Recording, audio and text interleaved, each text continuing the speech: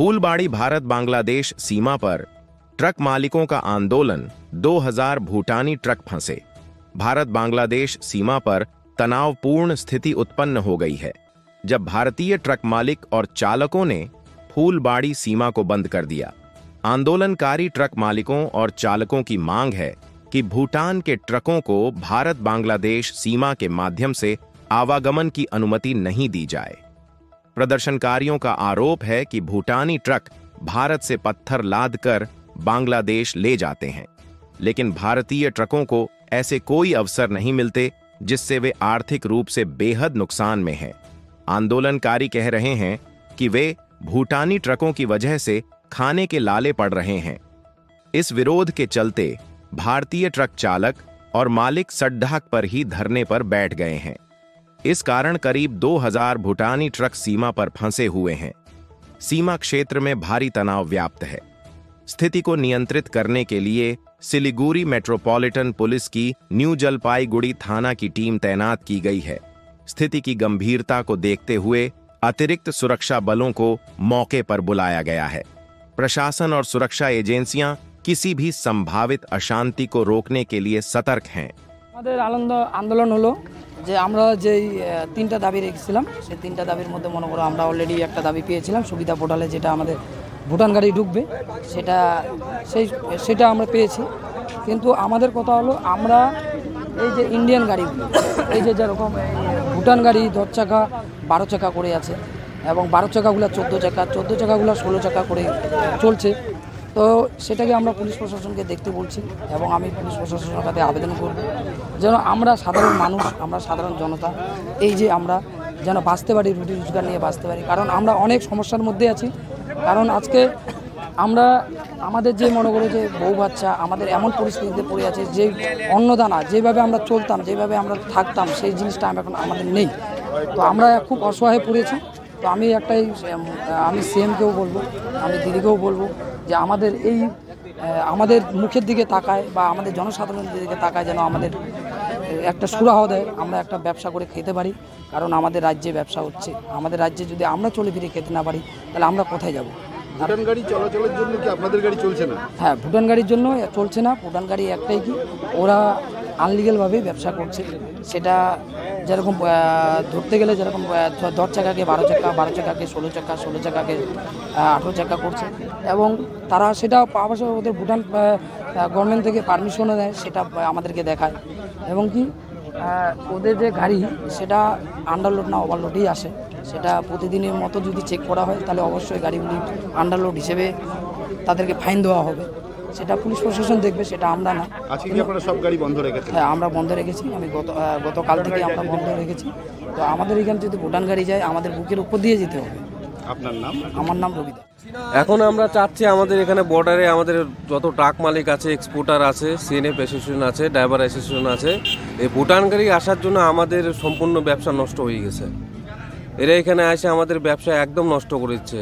2 মাস থেকে আমাদের কোনো গাড়ি চলতেছে না, ড্রাইভাররাও কোনো কাজ পাচ্ছে না, কারণ সবাই বর্ডারের উপরে আমরা নির্ভরশীল। মেয়র সাহেব আমাদেরকে ডেকেছিলেন, সমস্ত পক্ষকে ডেকেছিলেন, আলোচনা হলো এবং জেলা এবং রাজ্য প্রশাসনের সাথেও আলোচনা হয়েছে।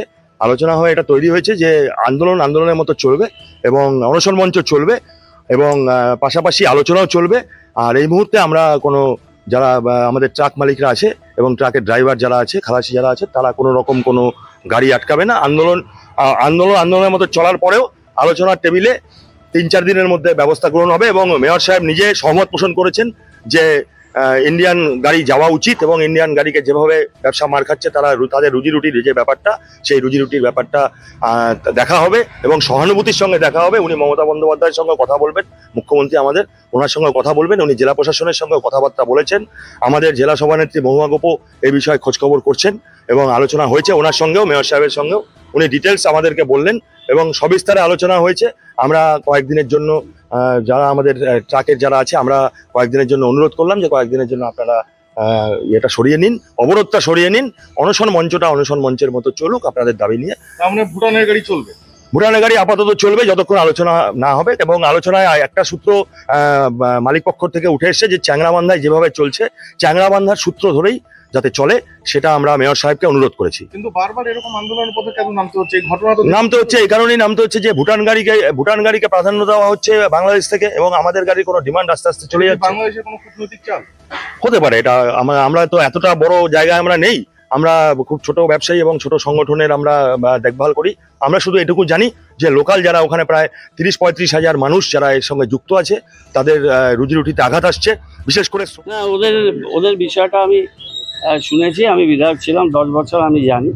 এবং 2011 সালে এখানে বহির্বাণিজ্য পথ খোলার আমার একটা গুরুত্বপূর্ণ ভূমিকা ছিল। এসিডিএ থেকে সমস্ত ইনফ্রাস্ট্রাকচার, তারপর ওদের ওখানে ইমিগ্রেশন ব্যবস্থা, ভিকে সিং জেনারেল উনি এসেছিলেন, আমি বাইপাস নিয়ে আমি এসেছিলাম, ফিরাদ হাকিম ছিলেন, মুখ্যমন্ত্রী অনেক ইনিশিয়েটিভ ছিল যে এই জায়গায় বহির্বাণিজ্য পথ চালু হলে ফুলবাড়ির গুরুত্ব অনেক বাড়বে, স্থলবন্দর মতো হবে এবং এখানে লোকাল এমপ্লয়মেন্ট অনেক কিছু হবে। এখন যেটা হয়েছে, প্রথম দিকে আমাদের ইন্ডিয়ার গাড়িগুলো যেত, পরবর্তীকালে ভুটান 18-19 সাল থেকে চলতে শুরু করে ভুটানের গাড়ি। এখন পরিস্থিতিটা এরকম হয়েছে, দু দেশের একটা সম্পর্কের বিষয়। তারপর ভুটানের মালগুলো একটা ওভারলোডিংয়ের অভিযোগ ছিল, পরবর্তীকালে সেটা রেস্ট্রিক্টেড করা হয়েছে। তো মালের কোয়ালিটি বলছে একটা হার্ডার দেন ইন্ডিয়ান, এটা এদের বক্তব্য। তো ইন্ডিয়ার মালগুলো ওখানে কম্পিটিশনে পাচ্ছে না, কিন্তু একটা তো মেকানিজম করতে হবে। সুবিধা করেছে আমাদের অ্যাডমিনিস্ট্রেশনের সঙ্গে কথা বলে, ট্যাক্স ওরা দিচ্ছে, কিন্তু ওদের পাথরগুলোর মধ্যে ভুটান গভর্নমেন্টের কোনো ট্যাক্স নেই, ওদের ওখানে সব ট্যাক্স ফ্রি সিস্টেম চলে। তো ওদের গাড়ি 200 গাড়ির ডিমান্ড, 200 গাড়ি ভুটানে চলে গেলে ইন্ডিয়ার মালগুলো পড়ে থাকছে এবং সেই মাল বিক্রি হচ্ছে না। এবং এতগুলো ট্রান্সপোর্টার তারা গাড়ি কিনেছে, তাদের এমপ্লয়মেন্ট আছে, তাদের ঘর সংসার আছে। তো আমি ডিএম ম্যাডামকে বলেছি, জেলা সভানেত্রীর সাথেও কথা হলো, পুলিশ প্রশাসনের সাথেও কথা হলো, এদেরকেও ডেকে কথা বললাম।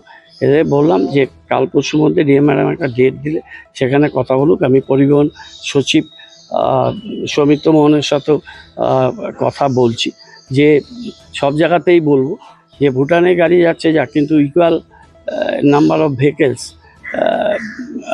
Flying from Phulbari to Bangladesh, সেটা আমাদের রাজ্যের এটাকে একটা প্রায়োরিটি জোনে রাখতে হবে। আমাদের এখান দিয়ে মাল যাবে, নিশ্চয়ই বাণিজ্য পথ রোড সেটা চুক্তি আছে, বিআইবিএন ইন্ডিয়া নেপাল ভুটান বাংলাদেশ যে চুক্তি আছে সেটা আমি জানি।